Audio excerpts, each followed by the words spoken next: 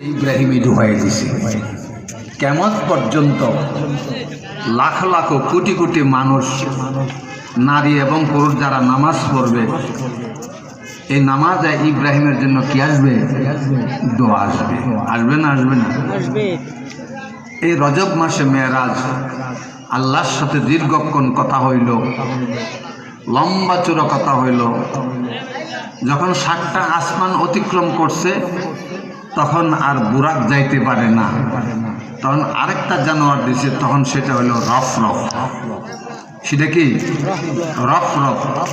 সেটা আরো বিজলির গতিতে চলতে পারে। সেটাও আল্লাহ পাকের রব্বুল আলামিনের আরশে আজিমের একটা বাউন্ডারি আছে।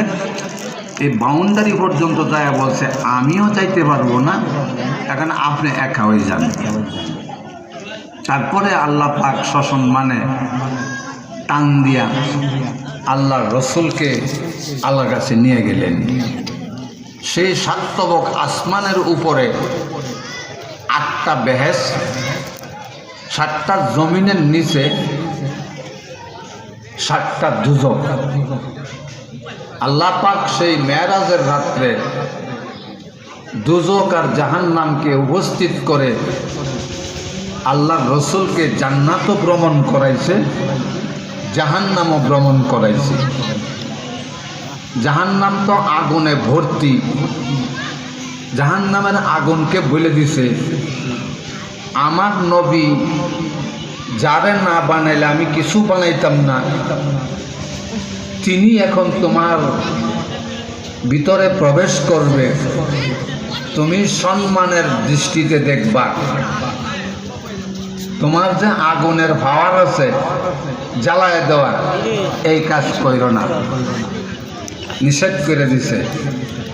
মানুষ খোলামেলা জায়গার মধ্যে, মনোরম স্থানের মধ্যে, শান্তির জায়গাতে যেভাবে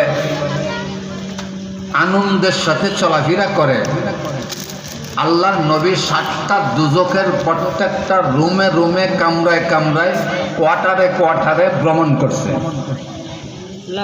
এবং ওইখানে কার সংখ্যা কিরকম, জাহান্নামীদের পরিমাণ বেশি না কম, সব দেখছেন। জান্নাতের মধ্যে ভ্রমণ করছেন অল্প সময়ের ভিতরে। তো জাহান্নামে ভ্রমণ করবার সময় রসুল দেখছেন জান্নাতের ভিতরে মেয়ে লোকের সংখ্যা বেশি। কুদরতি খুদা, যে সমস্ত নারীরা জাহান্নামে যাবে